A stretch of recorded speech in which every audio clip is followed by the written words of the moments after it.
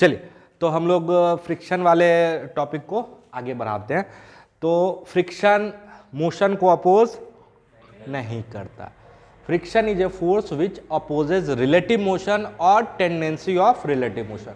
जब actual relative motion हो रहा हो तो काइनेटिक फ्रिक्शन, और जब रिलेटिव मोशन नहीं है लेकिन टेंडेंसी है मोशन की तो स्टैटिक फ्रिक्शन। याद है? अच्छा, बॉडी के मोशन को नहीं देखने का, कांटेक्ट पॉइंट्स के रिलेटिव मोशन को देखने का। किसको देखने का? कांटेक्ट पॉइंट के रिलेटिव मोशन को देखने का। यही सबसे इंपॉर्टेंट पॉइंट है यहां, है ना। We have to check for the relative motion of contact points और contact surfaces, not the relative motion of body. अभी समझ में आएगा तुरंत, अभी तुरंत एक एग्जांपल आने वाला। उससे पहले फिर ये बताते हैं कि काइनेटिक फ्रिक्शन हमेशा रिलेटिव मोशन के रिलेटिव वेलोसिटी के अपोजिट लगता है, relative velocity of contact point के अपोजिट लगता है। अरे लगता है ना। चलो, तो उसी से एक सवाल से स्टार्ट करते हैं। देखो, ये बुक है, ठीक है, ये बुक है, बुक के ऊपर ब्लॉक है, ठीक है। ये आपका एक्स एक्सिस है, ये वाई एक्सिस है और ये जेड एक्सिस। बिल्कुल ध्यान से सुनना। बुक किस प्लेन में है?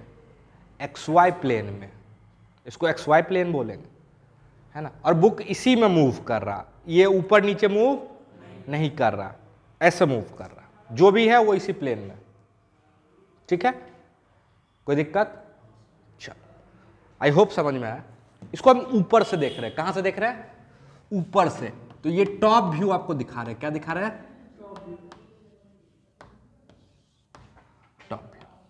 तो बुक ऐसे दिखेगा, ये दिखेगा, ब्लॉक ऐसे दिखेगा, दिखेगा। ये मेरा एक्स, ये वाई, तो जेड बाहर। जेड को ऐसे दिखा सकते हो, डॉट से दिखाते हैं। कोई भी वेक्टर आपकी तरफ होता है तो वो डॉट से दिखाते हैं, और कोई अंदर की तरफ होता है तो क्रॉस से दिखाते हैं, ठीक है। तो यहां ग्रेविटी किधर लग रहा होगा? सोच के बताओ जल्दी से। ग्रेविटी अंदर लग रहा होगा। ग्रेविटी बोर्ड के प्लेन के अंदर लगेगा, है ना। तो जी किधर होगा? ऐसे। समझ में आया? कंफ्यूज नहीं होने का। ये हम बुक और उसको ऊपर से देख रहे हैं, तो ग्रेविटी ऐसे है ना। और जब कोई चीज अंदर जाए तो उसको क्रॉस से दिखाते हैं, और बाहर की तरफ आ रहा हो तो डॉट से दिखाते हैं। तो gravity basically minus Z axis में। किस में है? माइनस जेड एक्सिस में। कोई दिक्कत? पक्का? ये ऊपर से देख रहे थे, ठीक है। इसको हम बोल लेते हैं प्लैंक, और इसको बोल देते हैं ब्लॉक। जो बुक है उसको प्लैंक बोल रहे हैं, और जो ब्लॉक है उसको ब्लॉक बोल रहे हैं, ठीक है। कोई दिक्कत? अच्छा, velocity of book 2i cap minus 3j cap, velocity of plank मान लो -2i cap -2j cap है। दोनों मूव कर रहा है, प्लैंक भी मूव कर रहा है, बुक भी मूव कर रहा है, ठीक है। और काइनेटिक फ्रिक्शन का कॉफिशिएंट 0.2 है, और ब्लॉक का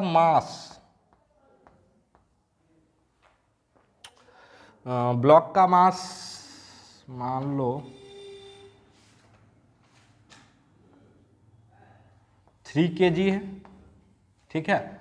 और इसका जो एक्सेलरेशन है प्लैंक का या बुक का, वो एक्सेलरेशन भी हम लिख देते हैं, वो है 2i cap plus 2j cap, ठीक है।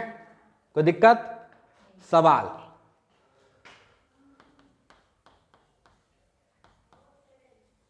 Nature of friction acting between plank and mass या ब्लॉक, ठीक है, ठीक है। और दूसरा,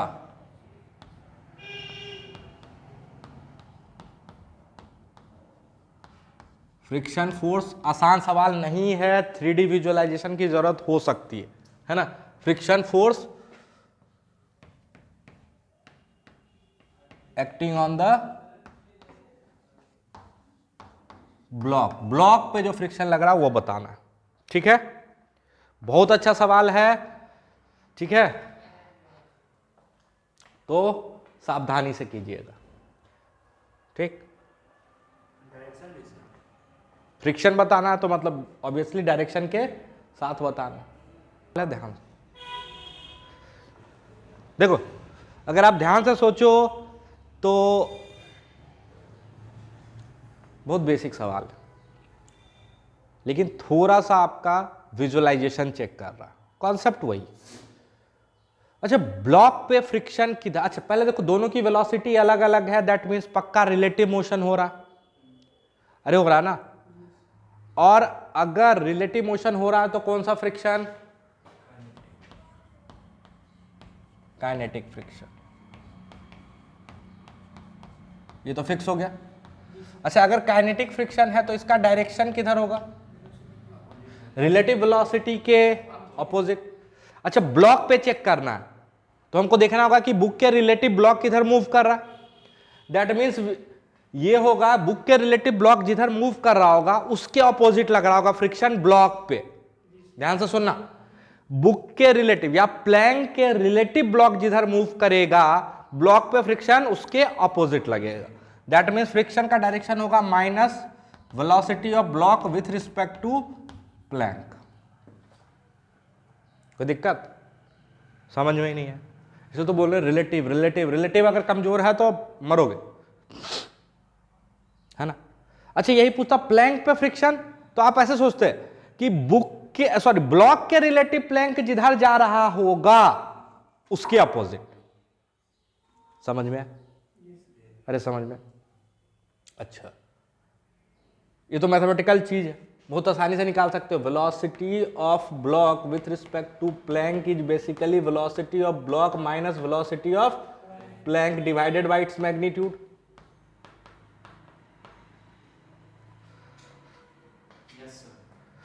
अरे होगा, तो देखो velocity of block with respect to plank vector निकाल लें, तो velocity of block minus velocity of plank करोगे तो 2 और माइनस माइनस 4 और माइनस 3 और 2 माइनस, तो ये हो जाएगा 4i कैप माइनस जे कैप। इसका मैग्नीट्यूड निकाल लें, ये हो जाएगा √17, तो यूनिट वेक्टर मिल जाएगा।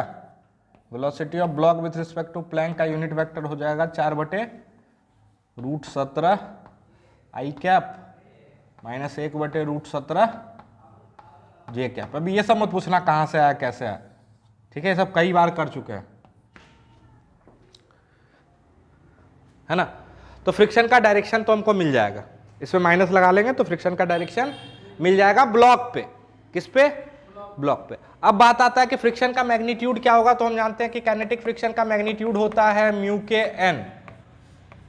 यहां पे एन निकालने में थोड़ा सा सावधान होना पड़ेगा, ठीक है। अच्छा, ये तो टॉप व्यू है, ये तो टॉप व्यू है, इसी को साइड से देखोगे तो आपको क्या दिखेगा, साइड से, साइड से ऐसे दिखेगा। अब एक्स वाई प्लेन ये है और ये जेड और ये माइनस जेड, अरे इसको ऐसे देख रहा है, समझ में है भगवान, गधा उल्लू पाजी, नहीं समझ में। ये ऊपर से देख रहे थे, इसको साइड से देख रहा है। जब ऊपर से देखे तो प्लैंक पे ब्लॉक दिखा, साइड से दिखोगे तो ऐसे दिखेगा ना।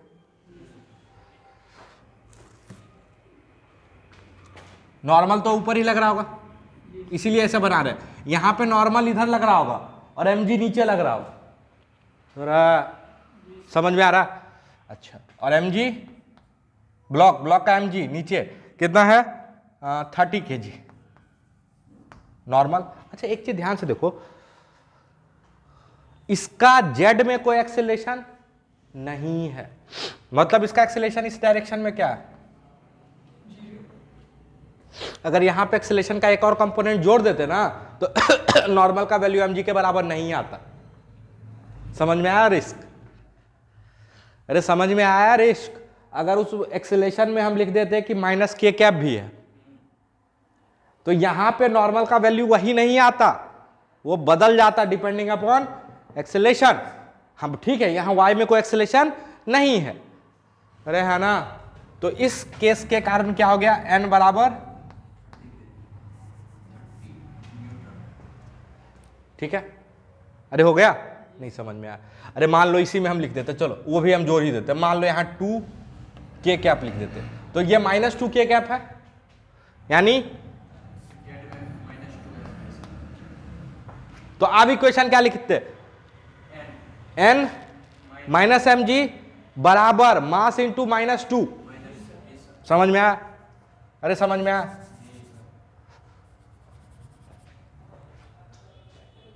समझ में आया? पक्का? वो तो देखा जाएगा, क्योंकि अभी तो हम सवाल अब देंगे नहीं ऐसा, अब तो अचानक से किसी दिन पूछ लेंगे, है कि नहीं? हमको तो पहचान गए होगा।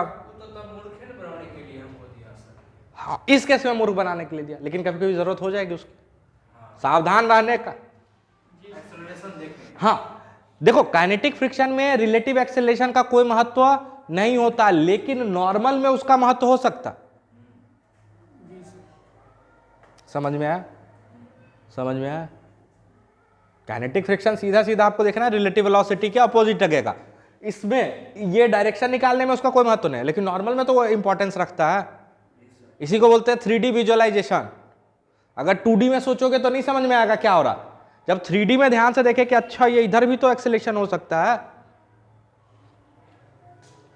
चल, तो नॉर्मल आ गया 30, तो आपके फ्रिक्शन का मैग्नीट्यूड आ जाएगा 0.3 इंटू 30, दैट इज 9 न्यूटन, और डायरेक्शन यहां से निकाल लेना, डायरेक्शन क्या हो जाएगा, माइनस VBP, मल्टीप्लाई कर देना।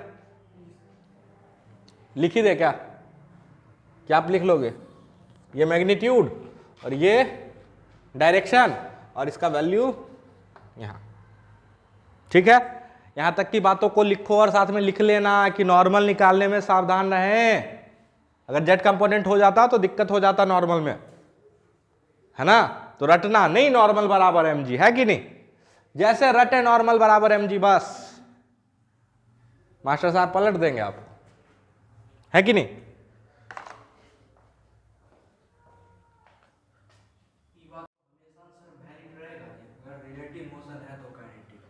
हाँ बिल्कुल बिल्कुल बिल्कुल बिल्कुल, हम एक्सेप्शन कुछ बताया ही नहीं है, यही रूल है, इसीलिए तो हम ये रटने नहीं बोले। देखो ये बोल रहा है कि सर ये तो फिक्स है ना कि रिलेटिव मोशन है तो काइनेटिक फ्रिक्शन, बिल्कुल, अगर कांटेक्ट पॉइंट में रिलेटिव मोशन है तो काइनेटिक फ्रिक्शन है, इसमें कोई एक्सेप्शन नहीं है भाई मेरे, ठीक है। अगर कांटेक्ट पॉइंट में रिलेटिव मोशन है तो काइनेटिक फ्रिक्शन है, यही तो बता रहे, इसीलिए तो हम ये रटने नहीं बोल रहे हैं कि कभी फ्रिक्शन मोशन को सपोर्ट करता है, कभी फ्रिक्शन मोशन को अपोज करता है, ना, फालतू का कोई बकवास नहीं। समझ में आया? पक्का? नोट करो अपने लैंग्वेज में सब कुछ। चलो, तो अब स्टैटिक फ्रिक्शन पे बात शुरू करते हैं। कल जो बेसिक फंडा आपको बताया था स्टैटिक फ्रिक्शन का, कि स्टैटिक फ्रिक्शन का एक फिक्स वैल्यू नहीं होता है ना, ये 0 से लेके μSn तक कुछ भी हो सकता है, ये 0 से लेके μSn तक कुछ भी हो सकता है, ठीक है। तो ये रट लेना कि स्टैटिक फ्रिक्शन का वैल्यू कितना होता है, μSn, गलत है, this is not the value of static friction, this is the maximum value of static friction which is called limiting friction. अच्छा सर ऐसा बात है क्या? हाँ बिल्कुल, ठीक है, इस सब पे चर्चा कर लिए थे। फिर हम आपको बताए थे कि फ्रिक्शन का मेन मोटिव क्या है, कि देखो रिलेटिव मोशन हो ही ना, कांटेक्ट सरफेस में रिलेटिव मोशन हो ही ना, पहले तो हम होने ही नहीं देंगे, और मान लो मेरे औकात से बाहर का बात हो गया, जैसे आप लिमिटिंग को क्रॉस कर गए तो होने लगेगा, तो रिलेटिव मोशन को अपोज करते रहेंगे, मतलब दोनों केस में रिलेटिव मोशन को तो अपोज करेंगे, है ना। तो फ्रिक्शन किसको अपोज करता है, रिलेटिव मोशन और tendency of relative motion. Basically ऐसे बोल सकते हैं कि रिलेटिव मोशन को अपोज करता है, चाहे वो होने की टेंडेंसी हो या हो रहा, अपोज तो करेगा, है ना। फ्रिक्शन में फास्ट होने की कोशिश नहीं करना, हम आपको फास्ट भी बना देंगे, लेकिन हम कोई ट्रिक नहीं सिखाएंगे, ठीक है। अगर आप उम्मीद करके आपके साथ ट्रिक सिखाएंगे तो हम नहीं सिखा रहे, ठीक है। बिल्कुल जैसे तरीका सिखाएंगे बिल्कुल वैसे ही तरीके से चलना, कहीं कभी कोई गलती नहीं हो, है ना। और बेस्ट बोले तो लॉ से चलना, जो फ्रिक्शन का लॉ भी सिखाएंगे बस उससे चलने का, समझ में आया। चलो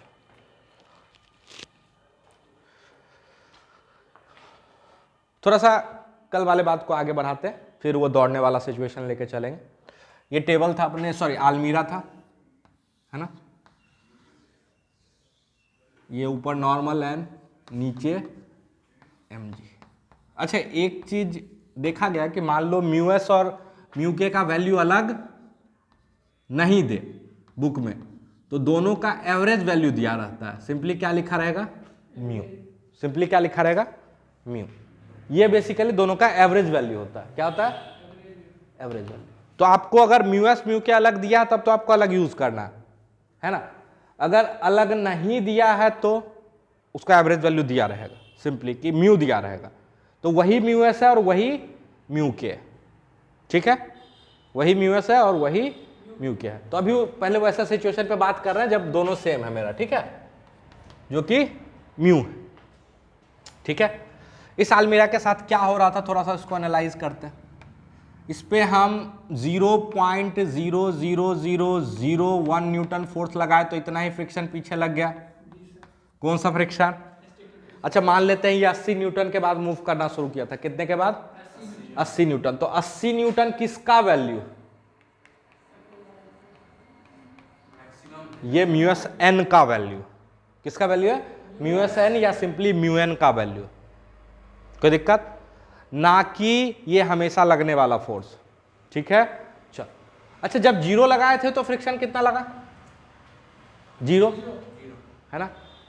और बढ़ाते बढ़ाते जब इसको 79.999 तक ले गए तो फ्रिक्शन भी कितना लगा था?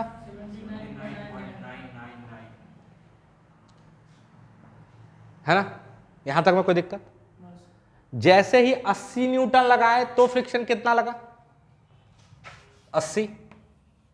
अरे 80 तक तो लग सकता है ना, तो फ्रिक्शन भी कितना लग गया? 80। अब जैसे ही आप इसको 80.0001 करोगे, अब ये नहीं बढ़ सकता, तो क्या शुरू हो जाएगा? ये इधर मूव करना शुरू कर देगा। जैसे ही ग्राउंड के रिलेटिव ये पॉइंट आगे चलने लगेगा तो इस पे अब ये कौन सा फ्रिक्शन हो जाएगा? काइनेटिक। और इसका वैल्यू कितना रहेगा? 80। आप अगर आप वैल्यू को बढ़ा के कर दोगे 82 तो भी ये कितना रहेगा? 85 तो भी 80, 88 तो भी 80, मतलब अभी ये वैल्यू क्या हो जाएगा? कांस्टेंट हो जाएगा। अरे समझ में आया? इसका मतलब ये ग्राफ अगर कुछ बनाओगे आप, ये ध्यान से देखना, इधर है फ्रिक्शन का वैल्यू, किसका? और इधर है अप्लाइड फोर्स। क्या है? जो आप लगा रहे हो, है ना। तो ये ग्राफ कुछ ऐसे बनेगा, शुरू में आप जितना लगाओगे उतना ही फ्रिक्शन लगेगा, यानी friction will be equal to applied force, y equal to x। Graph कैसा होता है? Straight line. कहां तक? Up to limiting friction. और यहां पे लिमिटिंग फ्रिक्शन का वैल्यू ही काइनेटिक फ्रिक्शन के बराबर है, क्योंकि म्यू एस और म्यू एन क्या है? सेम है। अरे है ना, इस सिचुएशन में बात कर रहे हैं। अच्छा इससे ज्यादा जब हम फोर्स लगाते हैं, ध्यान से देखना है यहां, इससे ज्यादा जब हम फोर्स लगाते हैं तो अब आप फोर्स कुछ भी लगा लो, फ्रिक्शन तो कांस्टेंट हो जाएगा। कितना? जैसे ही एक बार मोशन शुरू हो गया, जैसे मोशन शुरू हो गया, ये आप बढ़ाए 1 न्यूटन तो ये भी 1 न्यूटन, 2 न्यूटन तो 2 न्यूटन, 80 न्यूटन तो 80 न्यूटन। इसके बाद आप 81 लगाओ, 82 लगाओ, 84 लगाओ, 85 लगाओ, फ्रिक्शन तो कांस्टेंट। तो ये कुछ ग्राफ होगा। अरे होगा। ये किसका ग्राफ है? ये फ्रिक्शन और अप्लाइड फोर्स का ग्राफ। अच्छा ये ग्राफ तब आया है, ये ग्राफ तब आया है जब म्यू के बराबर म्यू एस बराबर म्यू है। क्योंकि इसमें थोड़ा सा चेंज अभी करेंगे। कोई दिक्कत? क्या ये ग्राफ समझ में? आई होप समझ में आ जाना चाहिए। और ये एंगल कितना होगा? 45 डिग्री। अरे होगा? तो यहां तक नोट करो, फिर हम अगला आपको दे देंगे सवाल इसी से मिलता जुलता। चल, लेकिन एक खास बात देखो कि एक्सपेरिमेंटली ये देखा गया है कि म्यूएस का वैल्यू जनरली ज्यादा होता है म्यू के से।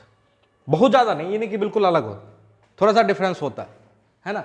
म्यूएस हमेशा ज्यादा होता है म्यू के से। इसका क्या मतलब है? इसका मतलब है फ्रिक्शन का वैल्यू बल से बढ़ते बढ़ते बढ़ते बढ़ते एक मैक्सिमम वैल्यू को अटेंड करेगा, that is mu S N.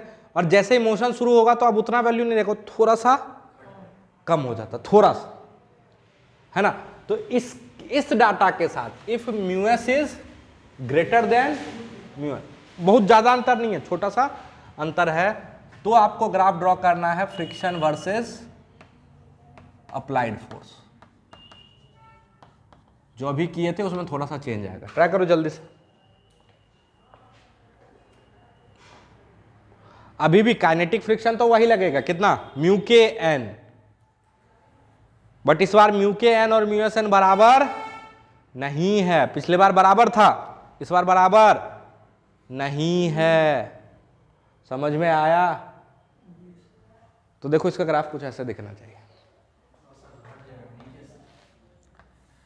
ये वैल्यू बढ़ेगा, बढ़ते बढ़ते बढ़ते बढ़ते लिमिटिंग फ्रिक्शन। अब इसके बाद आप पुश करोगे तो अब स्टैटिक फ्रिक्शन नहीं आएगा, अब काइनेटिक शुरू होगा, जो कि इससे थोड़ा सा कम हो। ठीक है, तो ये ग्राफ आपको मिल जाएगा, बहुत जगह पे ये ग्राफ मिल जाता है। लेकिन ये पता होना चाहिए किस चीज का ग्राफ है। ये है फ्रिक्शन और ये है अप्लाइड फोर्स। ठीक है, डायग्राम बना लेना, फोर्स कैसे लगा रहे हैं, ये नहीं कि कुछ भी बना रहे हैं। जैसे जैसे ब्लॉक था इधर फोर्स लगा रहे हैं। ठीक है, पहले वाला में स्टैटिक और काइनेटिक बराबर, बिल्कुल बराबर था, क्योंकि उसमें हम बोल दिए थे कि म्यू एस म्यू के बराबर ही। बट रियलिटी में देखा गया कि म्यू के जब जैसे मोशन शुरू हो जाता ना, तो जो फ्रिक्शन कोफिशिएंट होता है थोड़ा सा कम होता है ना। Friction coefficient for kinetic friction is slightly smaller than the friction coefficient for static friction. ठीक है, अच्छा ये रीजन किसका है? ये रीजन, ये स्टैटिक फ्रिक्शन का रीजन है और ये काइनेटिक फ्रिक्शन का, है ना। समझ में आया? पक्का?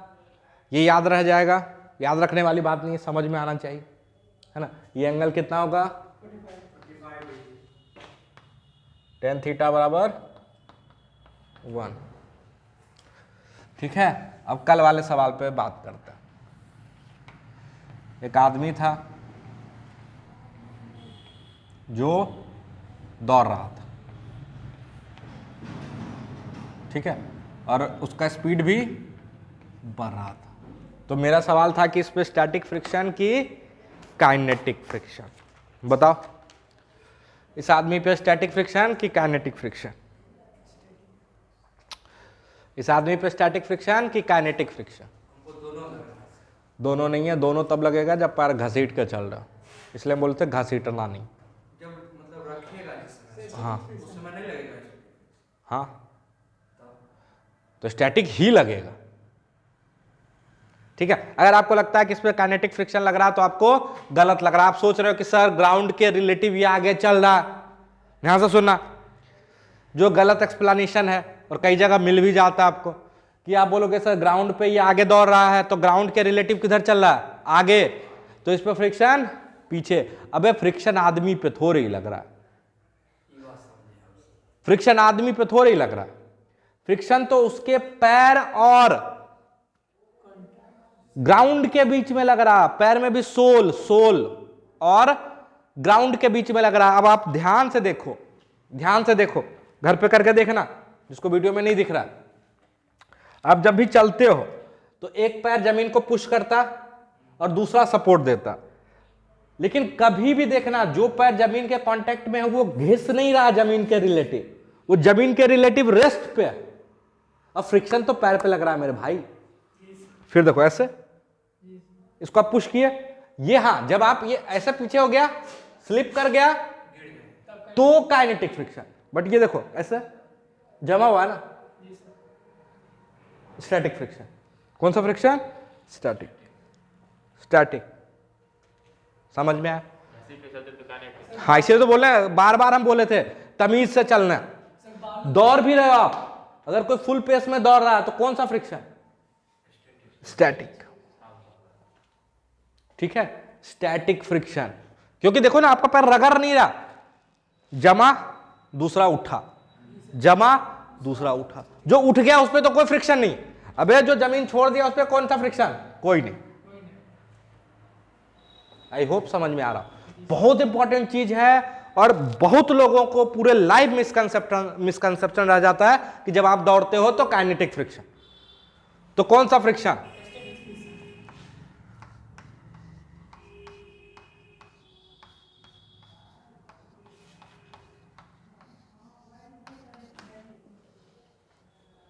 जब आदमी दौड़ रहा है, चल रहा है तो कौन सा फ्रिक्शन?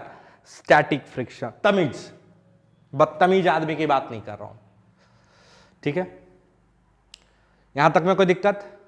अगला सवाल, ये फ्रिक्शन किधर लग रहा है उस आदमी पे? ये स्टैटिक फ्रिक्शन उस आदमी पे किधर लग रहा है? पीछे। आपको उम्मीद है कि सर आगे चल रहा है ना, तो फ्रिक्शन तो पीछे होगा। अबे नालायक, बाहर निकलो उस मेंटेलिटी से। आदमी के मोशन से हमको क्या मतलब है? और सिंपली आप ऐसा सोचो ना कि इस आदमी का अगर हम फ्री बॉडी डायग्राम बनाए, ध्यान से सुनना, अगर आपको लग रहा है ना कि फ्रिक्शन पीछे लग रहा है तो अभी तुरंत हम उसको कैंसिल आउट कर देते। स्टैटिक फ्रिक्शन श्योर है सबको कि लग रहा? अरे हम इसका पैर का फ्री बॉडी डायग्राम बना के भी प्रूफ कर देंगे, परेशान नहीं होना, ठीक है?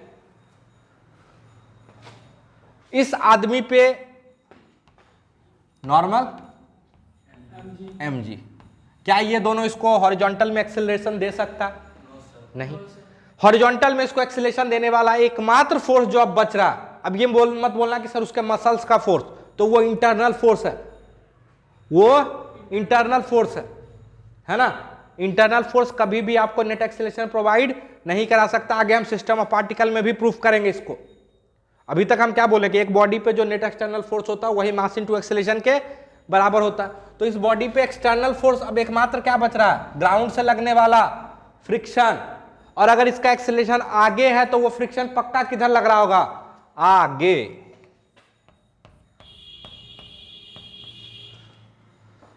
इसको प्रूफ भी कर देंगे। देखो क्या होता है, जो यहां होगा ध्यान से देखना।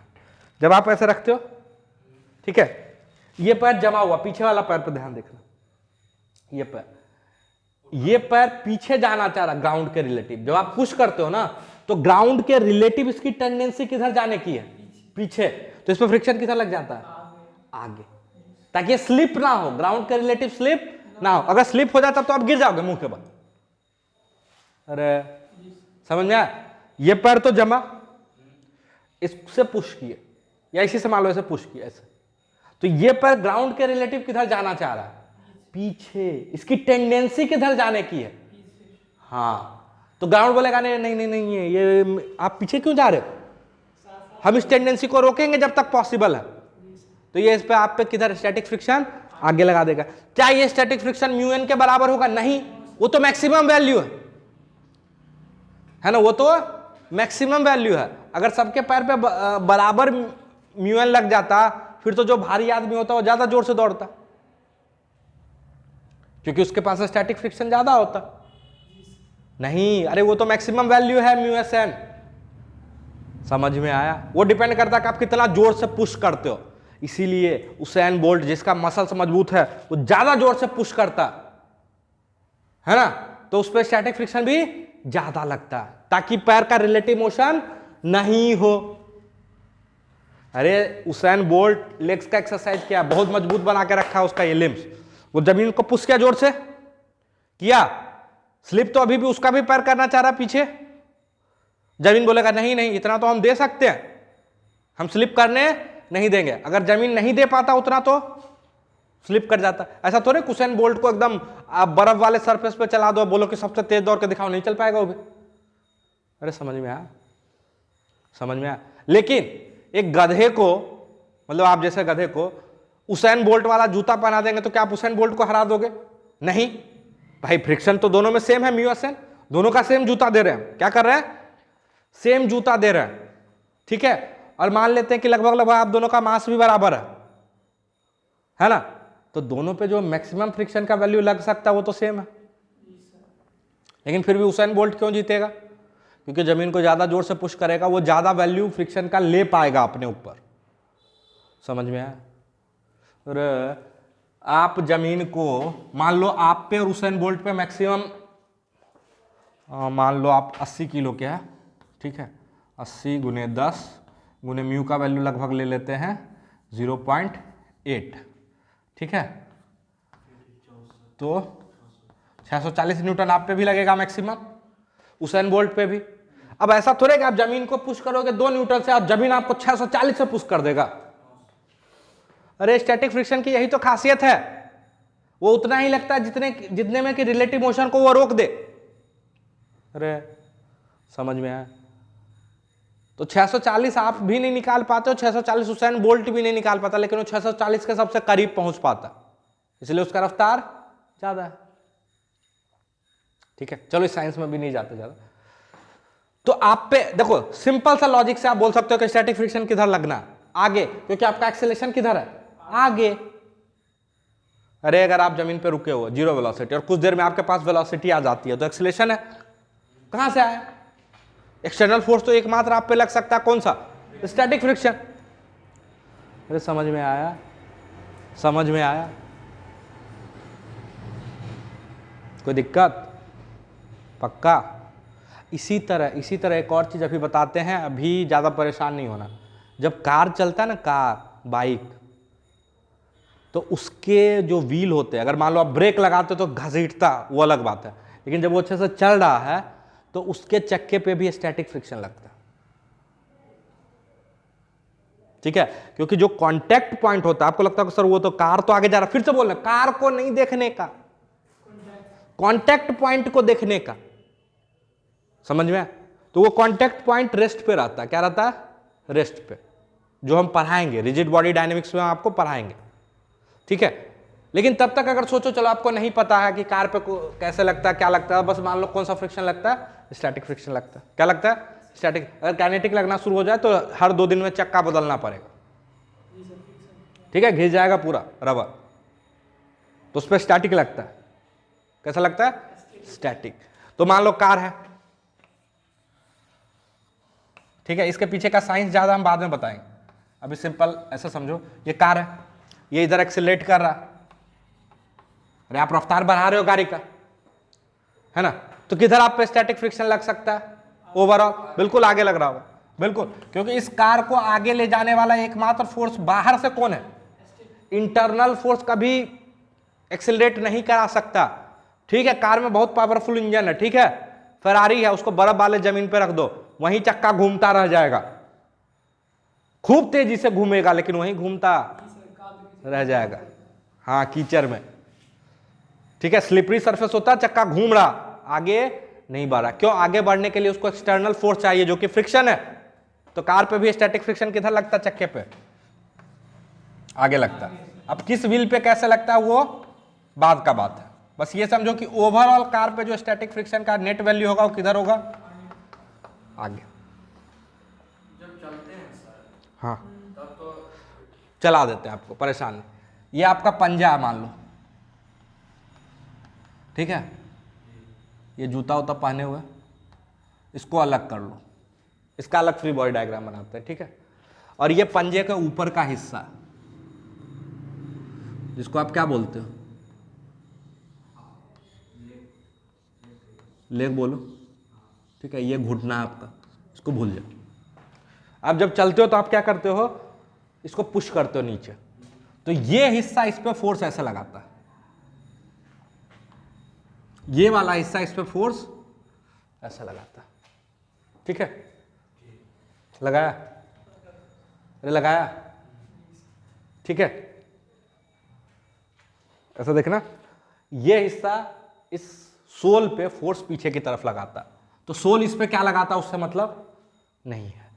ये आपका पैर है, इस पे ये force by leg, force by leg, कोई दिक्कत?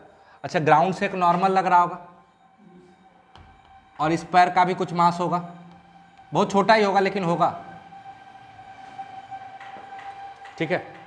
इस फोर्स का दो कंपोनेंट होगा, एक वर्टिकल और एक हॉरिजॉन्टल। इसको हटा दो। वर्टिकल वाले को तो ये नॉर्मल बैलेंस कर रहा है क्योंकि आप नीचे पुश कर रहे हो, जमीन पे ही टिका हुआ है ना। ये जो फोर्स पीछे की तरफ आपका लगा है, अच्छा ये फोर्स जमीन नहीं लगा रहा, ये तो इंटरनल फोर्स है। ये लेग आपके इस हिस्से पे लगाया था, ये इस पैर को जमीन के रिलेटिव किधर ले जाना चाहेगा? पीछे। और जैसे ही जमीन के रिलेटिव इस पॉइंट का टेंडेंसी पीछे मूव करने का होगा, जमीन बोलेगा रुक फ्रिक्शन है, हम लगाते हैं आगे। अब ये ज्यादा जोर से पुश करेगा तो ये फोर्स ज्यादा होगा तो फ्रिक्शन भी ज्यादा लगेगा। और यही सरफेस मान लो स्मूथ होता जो बहुत ज्यादा फ्रिक्शन लगा ही नहीं पाता। अरे कभी स्लिपरी जगह में चलने का कोशिश कर, दौड़ने का, समझ में आया? समझ में? अब वो लोग सर हम तो पीछे के बल गिरते हैं, आगे भी गिर सकते हो, पीछे पीछे कैसे गिरते हो? तो आप दौड़ते हो ऐसे ऐसे, नहीं देखना, दौड़े ना, जब दौड़ रहा तो ये पैर पे फोर्स कैसा लगता है उसको भी देख लेते हैं। ध्यान से देखना, ये ऐसा, इसका दो कंपोनेंट, एक ऐसे और एक सॉरी एक इधर। ये सोल को किधर ले जाना चाहता है? आगे। अगर फ्रिक्शन रहता तो आप टिक जाते हो, नहीं रहा। समझ में आया?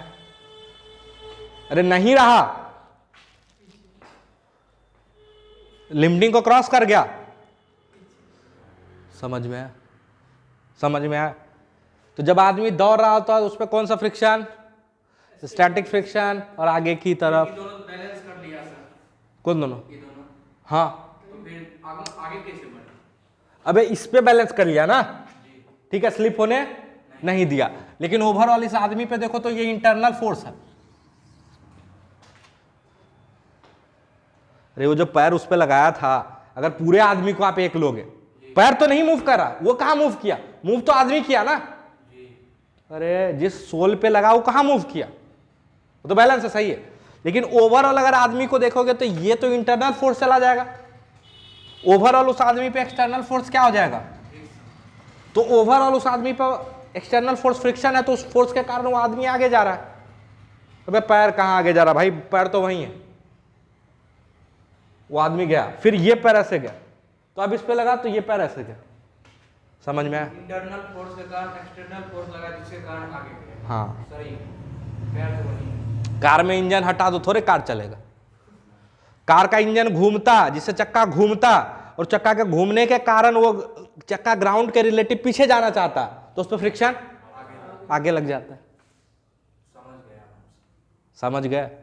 नहीं भी समझ में आया तो सिंपल सा ऐसे फंडा सोचो कि ये आदमी अगर ओवरऑल इसका फ्री बॉडी डायग्राम आप बनाओ, स्टैटिक फ्रिक्शन लग रहा है, ये तो समझ गए, क्योंकि पैर जो है, जो कांटेक्ट पॉइंट है उसमें कोई रिलेटिव मोशन नहीं है, तो पक्का कौन सा फ्रिक्शन? स्टैटिक फ्रिक्शन, है ना। और ओवरऑल आदमी पे बनाओ तो एकमात्र एक्सटर्नल फोर्स हॉरिजॉन्टल में कौन हो सकता है? फ्रिक्शन। समझ में आया? फ्रिक्शन खतरनाक चीज। अरे समझ में आया? मजा आया? इतना डिटेल में कभी गए हो? अब जा रहे हो ना? 9th क्लास में बस एक और टॉपिक था sir, how do we walk, उसमें बस बताया जैसे न्यूटन थर्ड लॉ के कारण ही उठता है तो आगे चल जाता है। आप समझ में आया? बोलो ना कि सर बर्फ पे उठाइएगा। नहीं, बर्फ पे उठाइए जाके सर। ठीक है, एक्शन एंड रिएक्शन तो है। आपका पैर पीछे जा रहा तो पैर पे फ्रिक्शन आगे लगा, जमीन पे पीछे लगा, ठीक है। नोट करो जल्दी से, फिर आगे बात करते हैं। चलो, जो हमसे पढ़ते हो, जो भी बच्चे हमसे पढ़ रहे हो, सब जाके आज चेकलिस्ट चेक करना कि 1D का सारा पेस हुआ कि नहीं, प्रैक्टिस एक्सरसाइज सीट। 2D का सारा पेस हुआ कि नहीं, प्रैक्टिस एक्सरसाइज। HC वर्मा का काइनेमेटिक्स हुआ कि नहीं, NLM का HC वर्मा हुआ कि नहीं, NLM का सारा पेस हुआ कि नहीं, फिर एनएलएम का सीट, ये पूरा नहीं होना है, इसमें कुछ कुछ होमवर्क दिए हैं, है ना, इसमें कुछ कुछ होमवर्क दिए हैं। सब्जेक्टिव 1 का दिए थे, कहाँ कितना तक दिए थे, मतलब ये दिए थे, ये छोड़ देना, इतना आपका होना चाहिए, उसके बाद ही आगे बढ़ना, बर्बाद हो जाओगे जल्दी नहीं, ठीक है। फिर बाद में बोलोगे कि सर होमवर्क पेंडिंग हो गया, होमवर्क बैकलॉग चल रहा है। सबको जाकर मैच करो और एक एक का सॉल्यूशन अपने कॉपी में देखो, है ना, है तो ठीक है, नहीं तो पीछे हो, बात खत्म।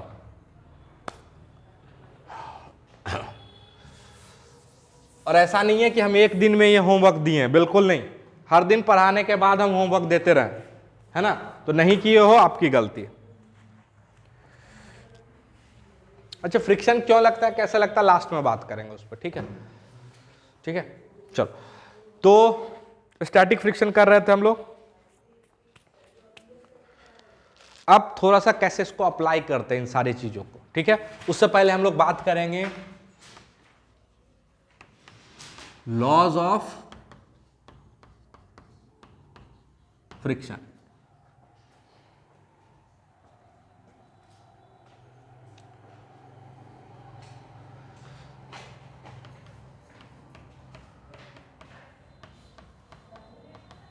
फ्रिक्शन opposes रिलेटिव मोशन और टेंडेंसी ऑफ रिलेटिव मोशन, ठीक है। मतलब कभी भी किसी भी सिचुएशन में अगर फ्रिक्शन रिलेटिव मोशन को सपोर्ट करता हुआ दिख जाए तो समझ जाओ आप गलत कर दिए हो, समझ जाओ आप गलत कर दिए हो। तो फ्रिक्शन को चेक करने का कि आपने सही बनाया कि नहीं, सबसे अच्छा तरीका यही है, एकमात्र तरीका यही है कि चेक करो कि क्या फ्रिक्शन रिलेटिव मोशन को सपोर्ट तो नहीं कर रहा, ठीक है। सिखाएंगे, उसके लिए परेशान नहीं होना, मैथमेटिकली कैसे अप्लाई करते हैं वो बताते जाएंगे, ठीक है। एक मिनट चल रहा है रिकॉर्डिंग, ठीक। दूसरा, mu S N is not the value of friction, value of friction, rather it is the maximum value of static friction or simply friction, static friction। कोई दिक्कत?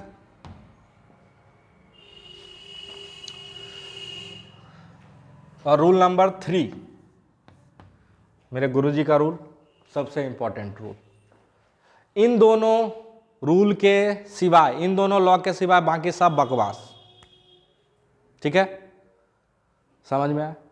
इसके सिवाय बाकी कुछ नहीं लगाना अपने तरफ से, बस ये दो लॉ काफी, ठीक है। तो सबसे इंपॉर्टेंट कौन सा रूल, थर्ड रूल, मेरे गुरुजी का रूल, ठीक है। वो क्या कहता है,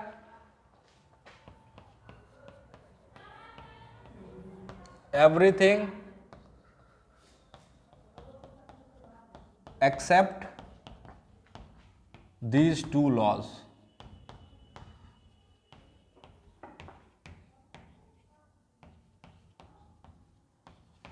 नॉनसेंस। आईटी के लिए इसके बाद बाकी सब चीज नॉनसेंस है आपके सिलेबस में, फ्रिक्शन, ठीक है। इसके बाद कोई बात ही नहीं करनी। अच्छा, अगर कोई आपसे पूछे कि फ्रिक्शन कांटेक्ट एरिया के सरफेस पे डिपेंड करता है, सरफेस एरिया पे, नहीं, कहीं हम बताएं क्या, नहीं। किस पे डिपेंड करता है, म्यू पे और नॉर्मल पे, ठीक है, समझ में आया, म्यू पे और नॉर्मल पे। ये मत सोचना कि चौड़ा है तो फ्रिक्शन ज्यादा होगा, पतला तो फ्रिक्शन कम होगा, उसका चौड़ा पतला से एरिया से कोई लेना देना नहीं होता, समझ में आया। कहीं हम चर्चा नहीं किए तो वो किस में आ जाएगा, थर्ड में, ठीक है। Everything except first two are nonsense,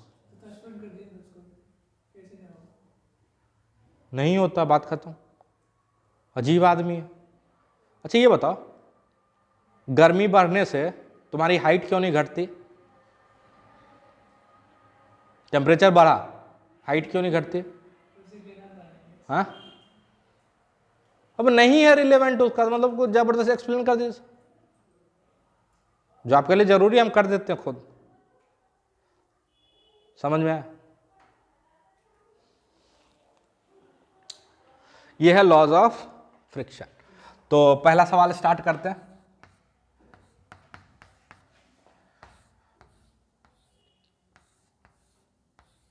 हम इसको केसेस में डील करेंगे हमेशा, किसमें?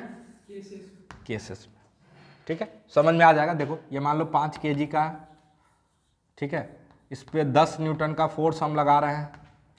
यहाँ पे म्यू का वैल्यू कितना है? अच्छा कुछ नहीं दिया हुआ तो यही म्यू एस और यही म्यू के है, ये 0.8। ठीक है, आपको बताना है ब्लॉक पे कौन सा फ्रिक्शन लग रहा है, कितना लग रहा है, किधर लग रहा है और ब्लॉक का एक्सीलरेशन कितना। ब्लॉक रखा हुआ है 5 kg। ब्लॉक जमीन पे रखा हुआ है, ब्लॉक को 10 न्यूटन फोर्स से खींचा जा रहा है, 5 kg का ब्लॉक है, फ्रिक्शन कोफिशिएंट 0.8 है। आपको बताना है ब्लॉक पे कौन सा फ्रिक्शन, कितना, किधर। मतलब इस सवाल का कर दो पोस्टमार्टम, ईच एंड एवरीथिंग। समझ में आया? कौन सा फ्रिक्शन, कितना और किधर। शुरू हो जाओ, डाटा बोल देना एक बार। ब्लॉक कितना केजी का? 5 kg। इधर खींच रहे हैं 10 न्यूटन, यहाँ 0.8। पहले तो सबसे पहले क्या करेंगे, हम ये डिसाइड करेंगे कि कितना केस बन सकता है। ठीक है, कितना केस बन सकता है? 2 ही केस बन सकता है, या तो ब्लॉक चल रहा होगा या नहीं चल रहा होगा। मतलब या तो यहाँ स्टैटिक फ्रिक्शन होगा या काइनेटिक फ्रिक्शन। तो आप बताओगे कि सर कैसे डिसाइड करेंगे कि कितना केस बनेगा? देखो हम 2 तरीका से बताएंगे, एक तो केस वाला तरीका और दूसरा मेरा वाला तरीका। आपको जो अच्छा लगे आप फॉलो कर सकते हो। ठीक है, पक्का? बट स्टार्टिंग में बोलेंगे केस वाइज चलो। शुरू में लगेगा कि सर इतना केस बनाने से क्या फायदा सर, टाइम लगता। नहीं, बाद में आप जब थोड़े से जब फ्लुएंट हो जाओगे ना, तो 1-2 केस तो आपको देख के लगाया रहा है ये नहीं होगा, हटाओ, है ना। जैसे ही आप वैल्यूज लिखोगे ना, आपको दिख जाएगा ये केस पॉसिबल नहीं। तो केस से डरने का नहीं। देखो अच्छा, फ्रिक्शन चाहता क्या? रिलेटिव मोशन हो ही ना। अरे पहला चाहत तो यह है कि रिलेटिव मोशन हो ही ना। तो पहला केस ये होगा कि इन दोनों में कोई रिलेटिव मोशन नहीं है, मतलब स्टैटिक फ्रिक्शन। और दूसरा केस हो सकता है कि इन दोनों में रिलेटिव मोशन शुरू हो गया तो काइनेटिक फ्रिक्शन होगा। अरे है ना, तो कितना केस बनेगा यहाँ? 2। पहला देखेंगे, अगर वो गलत हो गया तो दूसरे पे जाएंगे। तो हमेशा हम पहला केस क्या चूज करेंगे कि there is no relative motion between contact surfaces. पहले तो चाहेगा कि फ्रिक्शन मोशन ही ना होने दे, तो क्यों ना पहले दे चेक कर ले कि फ्रिक्शन की ये चाहत, ये तमन्ना पूरी हो रही है कि नहीं, है ना। नहीं वो तमन्ना पूरा होगा तो मजबूरी वाला काम करेंगे, रिलेटिव मोशन, है ना। वो फ्रिक्शन का मजबूरी है कि भाई मोशन हो गया तो चलो अपोज करके काम चलाते, है ना। लेकिन चाहता तो है कि मोशन ही ना हो, रिलेटिव मोशन ही ना हो 2 सरफेस में। समझ में? अच्छा, कितना केस बनाना चाहिए? तो इसके लिए एक ट्रिक बोल सकते हो इसको, है ना, या रूल है, बेसिकली थंब रूल है। ये क्या बोलता है कि यहां पे कितना पेयर है, पेयर फ्रिक्शन हमेशा पेयर में लगता है, तो इंपॉर्टेंट एक नहीं होता, हमेशा पेयर इंपॉर्टेंट होता है। यहां पे एक पेयर है, कॉन्टैक्ट पेयर एक ही है, तो कितना केस बनेगा? तो हमेशा याद रखो 2 to the power n, where n is the pair of contact surface, where n is the pair of contact surface। तो यहां कितना पेयर है? 1, तो 2 to the power 1 यानी 2 केस। देखो 2 केस तो आपको दिख भी रहा, या तो रिलेटिव मोशन हो रहा होगा या तो नहीं हो रहा होगा। अरे हाँ ना बोलते जाओ, समझ में? अच्छा, यहां पे लिमिटिंग वैल्यू कितना लग सकता है फ्रिक्शन का? देखो ऊपर n, नीचे 50, तो इस डायरेक्शन में तो कोई मोशन नहीं हो रहा, तो n बराबर 50 है यहां पे। अरे है ना, तो लिमिटिंग फ्रिक्शन का वैल्यू तो सबसे पहले निकाल कर रख लिया करो, म्यू इंटू एन कितना आ जाएगा? 40 न्यूटन। क्या ये हमेशा 40 लगेगा? नहीं, ये तो मैक्सिमम वैल्यू है। ये बेवकूफी मत करना कि 40 लगा देना। समझ में आया? अब कुछ बच्चा दिमाग लगाता है, अच्छा पीछे 40 आगे 40 तो नहीं मूव करेगा, ऐसे नहीं सोचने का, बिल्कुल केसेस में चलने का। किसमें? केसेस। ठीक है भाई, शुरू करते हैं। तो हम मान के चल रहे हैं केस 1। क्या मान के चल रहे हैं? और ये केस हम मान के चल रहे हैं कि there is no relative motion, there is no relative motion, there is no relative motion. तो इसका फ्री बॉडी डायग्राम कैसे बनेगा? ऊपर एन, जरूरत नहीं है इधर की, पर बढ़ा दो, नीचे 50, इधर 10, और अगर मूव नहीं कर रहा तो पक्का स्टैटिक फ्रिक्शन किधर लग रहा होगा?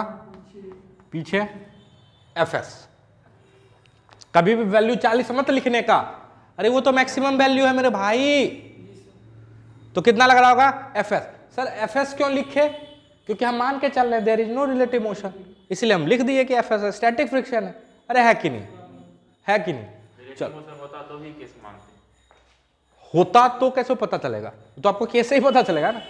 तो अभी पहले मानेंगे कि रिलेटिव मोशन नहीं है, और चेक करेंगे कि अगर ये फेल कर जाएगा तब दूसरे केस में जाएंगे, अगर ये काम हो जाएगा तो दूसरे केस में जाने की जरूरत नहीं है। कोई दिक्कत? चलो, हम मान के चल रहे हैं कि कोई रिलेटिव मोशन नहीं है, मतलब ग्राउंड के रिलेटिव ये मूव नहीं कर रहा, मतलब ये मूव नहीं कर रहा बेसिकली। तो क्या लिखोगे? आगे 10, पीछे Fs बराबर 0, तो Fs बराबर 10 न्यूटन। यानी अगर 10 न्यूटन का स्टैटिक फ्रिक्शन अवेलेबल होता तो ये ब्लॉक मूव नहीं करता। क्या अवेलेबल है? बिल्कुल, यहां तो 40 तक अवेलेबल, 40 नहीं बोलने का, 40 तक अवेलेबल है। समझ में आया? मतलब आगे दूसरे केस में जाने की जरूरत नहीं है, काम मस्त चल रहा है, इसमें दूसरे केस में जाने की जरूरत नहीं है। जल्दी से दूसरा सवाल करते है ना, जल्दी से दूसरा सवाल करते हैं, फिर दोनों को हम अपने मेथड से भी करेंगे। ठीक है, सेम सिचुएशन रखना। क्या रखोगे? सेम सिचुएशन, सब कुछ सेम, बस यहां पे लगा देना 60 न्यूटन। अब ये मत सोचना अच्छा इधर अब तो मोशन हो जाएगा, आंसर लिख देना, हमको आंसर में कोई दिलचस्पी नहीं है। ठीक है, इसी केस में सर बिल्कुल इसी में, खाली फोर्स हम बढ़ा के कितना कर दिए? 60, तो ये 50 हो जाएगा। लिमिटिंग अभी भी कितना है? 40। म्यू का वैल्यू कितना है? 0.8।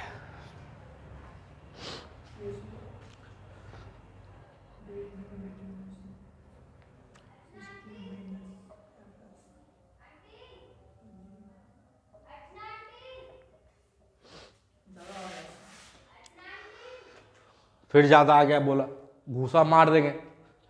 चल फिर से हम लेंगे, कितना केस बनेगा? 2 टू द पावर n, यानी 2 केस बनेगा। अगर 2 केस बनेगा तो चलो पहला केस मान के चलेंगे कि there is no relative motion. अरे होगा? There is no relative motion, तो इधर आप बोलोगे 60, इधर बोलोगे Fs, अरे है ना, इधर बोलोगे 50 n, और इधर भी बोलोगे 50 mg। तो आप लिखोगे 60 माइनस Fs बराबर 0, Fs बराबर 60, जो कि पॉसिबल नहीं है। Now you have to jump to case number 2। समझ में आया? Now you have to jump to case number 2।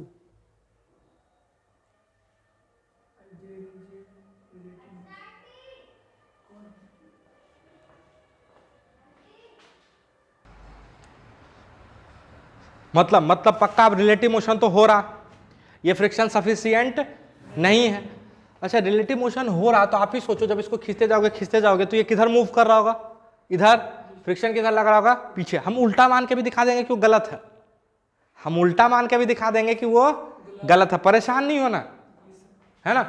हाँ, बस तुक्का नहीं लगाना कुछ भी, हम आपको उल्टा भी, बट यहाँ दिख रहा है तो चलो पहले सीधा मान के दिखा देते हैं कि ये अब इधर मूव करने लगा होगा, तो पक्का फ्रिक्शन आप तो फिक्स हो गया ना भाई। अरे आप तो पक्का फिक्स हो गया ना, काइनेटिक फ्रिक्शन है। कितना लग रहा होगा? 40 न्यूटन, 40 न्यूटन है ना। ऊपर n 50, नीचे नीचे mg बराबर 50, तो इधर 60 है, इधर 40 है, तो एक्सेलेरेशन इधर होगा। तो a बराबर हम डायरेक्ट लिख देते हैं अब, ठीक है, 60 माइनस 40 बाय सॉरी 4 मीटर पर सेकेंड स्क्वायर। तो इसमें बोलोगे कि काइनेटिक फ्रिक्शन लग रहा है पीछे की तरफ लग रहा है ना, है ना, पक्का। अच्छा अगर उल्टा मान लेते तो नहीं समझ में आया हमको नहीं समझ में आया, बट इतना तो समझ में आ गया कि काइनेटिक फ्रिक्शन लगेगा, रिलेटिव मोशन हो रहा। अरे समझ में आया, इतना तो पता चल गया ना केस से कि काइनेटिक फ्रिक्शन लग रहा, रिलेटिव मोशन हो रहा। तो हम क्या करते हैं, मान लो गलत सॉल्यूशन, इसको मान लेते हैं कि आगे 60 लग रहा और फ्रिक्शन भी आगे लग रहा, कितना 40। अरे हाँ ना बोल, तुरंत पता चल जाएगा गलत है। तो एक्सेलेरेशन कितना आ जाएगा 100/5 20 मीटर पर सेकेंड स्क्वायर। अब बच्चा सोचता अच्छा पॉजिटिव आंसर आ गया, कोई दिक्कत नहीं है, मजा आ गया। नहीं, फ्रिक्शन क्या बोलता है, friction can never support relative motion. वो चेक करो, तुरंत गलती मिल जाएगा आपको।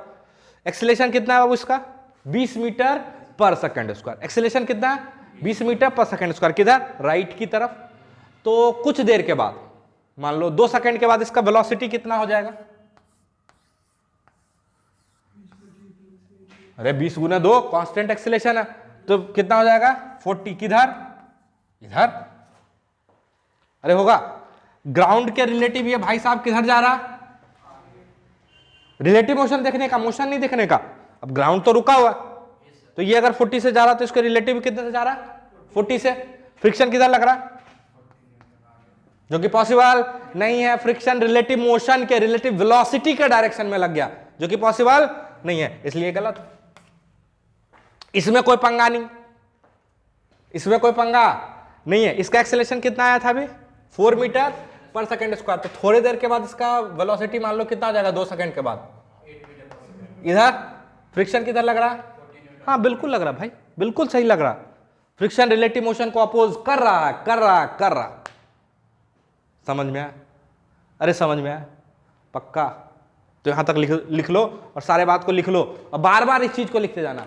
Friction opposes relative motion of contact point, friction opposes relative motion of contact point, friction opposes relative motion of contact point.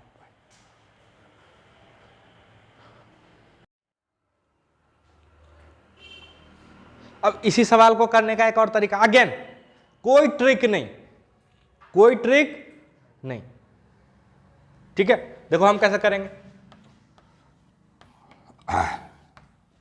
जैसे कि ये बिल्कुल सही था, कोई दिक्कत नहीं है, ये भी कोई दिक्कत नहीं।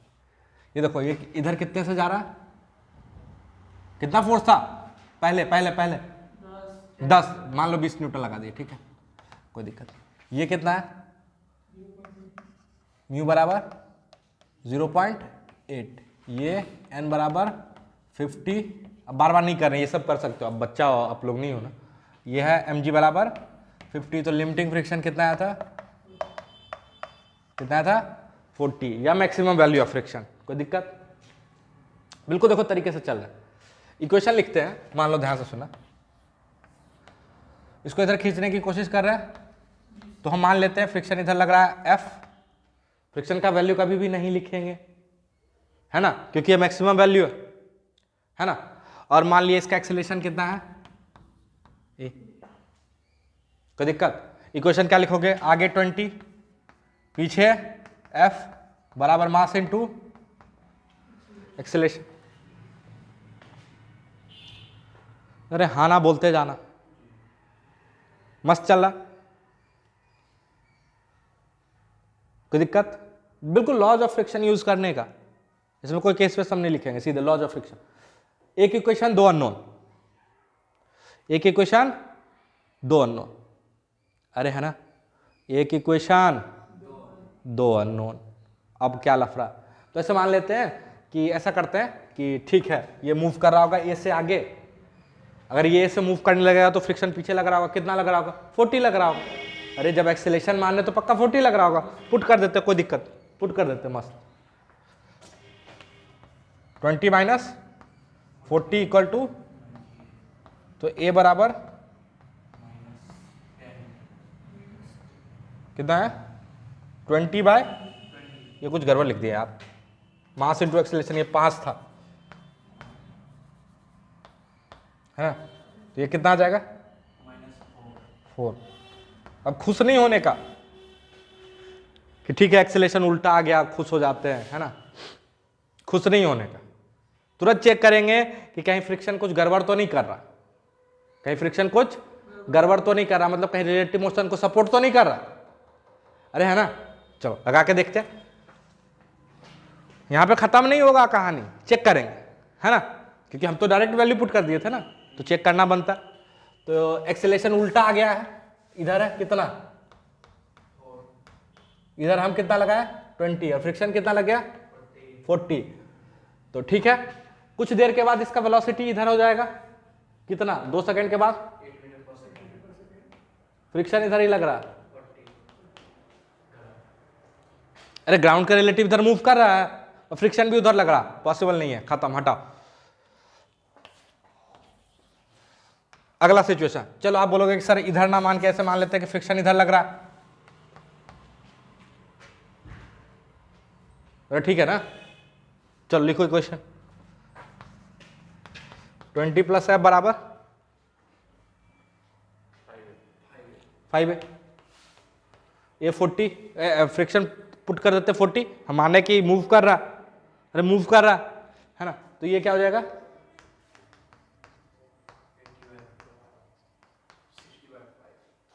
खत्म।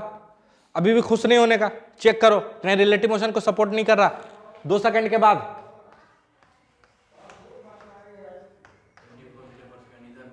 अब फ्रिक्शन भी इधर, नॉट पॉसिबल। अब क्या करें सर, इसका मतलब फ्रिक्शन अपना मैक्सिमम वैल्यू नहीं लग रहा, अरे तो पुट कर दिया ना दोनों में मैक्सिमम, एक बार इधर एक बार इधर, मतलब फ्रिक्शन मैक्सिमम नहीं लग रहा, मतलब पक्का कौन सा लग रहा है, स्टैटिक फ्रिक्शन लग रहा है। अरे क्या लग रहा है, स्टैटिक, मतलब रिलेटिव मोशन नहीं हो रहा। अब ध्यान से सुनना, अगर इधर 20 है और इसका एक्सेलरेशन 0 है, तो हम 100% बोल सकते हैं कि फ्रिक्शन पीछे रहा होगा, और अरे बोल सकते हैं।